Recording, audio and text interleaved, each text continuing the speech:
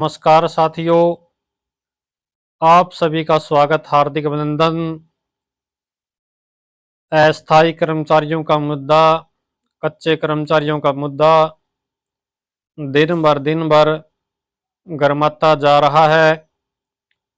आप सभी को पता ही है कि कच्चे कर्मचारी को जॉब सिक्योरिटी जो सरकार द्वारा दी गई थी, उसका जो अध्यादेश था वो विधानसभा में अभी तक पास नहीं हुआ है। 1,20,000 अस्थायी कर्मचारी को चाहते हुए भी नहीं मिल पाई जॉब सिक्योरिटी। क्यों नहीं मिल पाई है जॉब सिक्योरिटी, ये हम आपको बताते हैं बिल्कुल। और अभी जो है चर्चा का विषय बना हुआ है। हमारा काम है थोड़ा सा स्पष्टता के साथ दिखाना। मुख्यमंत्री नायब सिंह सैनी सरकार ने 1.20 लाख अस्थायी कर्मचारियों को जॉब सिक्योरिटी देने का फैसला भी किया, मगर उन्हें सरकार के चाहते हुए भी यह सिक्योरिटी नहीं मिल पाई।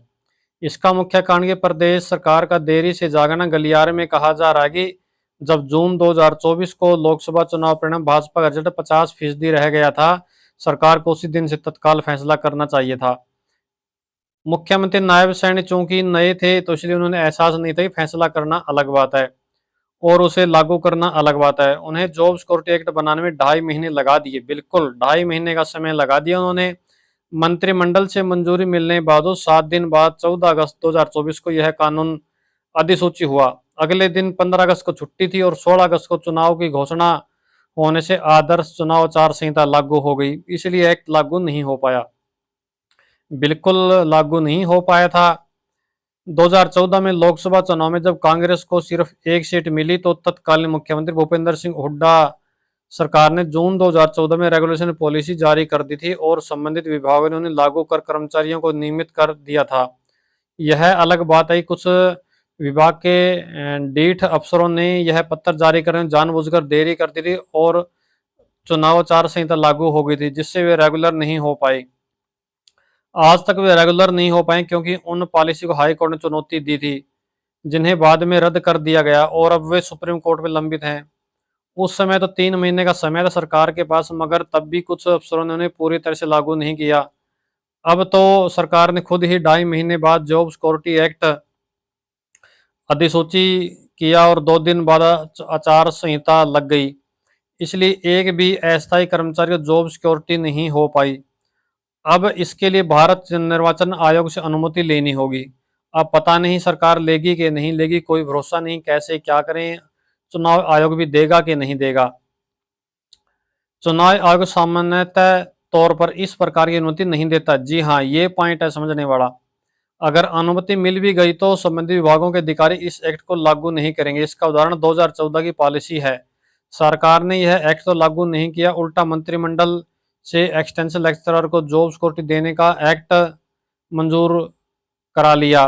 उसे भी चुनाव आयोग को भेजा जाएगा। गलियारे में कहा जा रहा है कि सरकार ने इसे देरी से कई फैसलों को लाभ किसी भी अस्थायी को मिलना लगभग असंभव है। चुनाव के दिनों में अफसरशाही भी अपने तरीके के काम करती है। अब चुनावी माहौल है तो इस चुनाव माहौल में अधिकारी न्यूट्रल हो, बिल्कुल क्योंकि अधिकारी कोई भी अपने पर बात नहीं लेता है।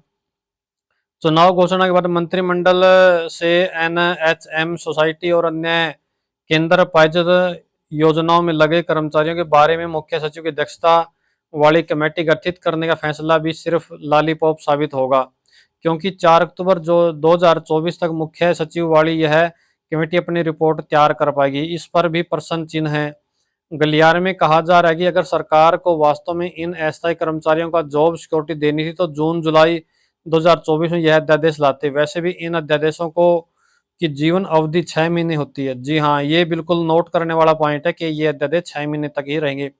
अगर भाजपा सरकार रिपीट कर गई तो ये एक्ट लागू हो सकते हैं। अगर सरकार रिपीट नहीं हुई और दूसरे दल की सरकार बनी तो कानूनों पर उसे विचार करना पड़ेगा। यह देखेगी कि किसका विधेयक विधानसभा में लाना है या नहीं।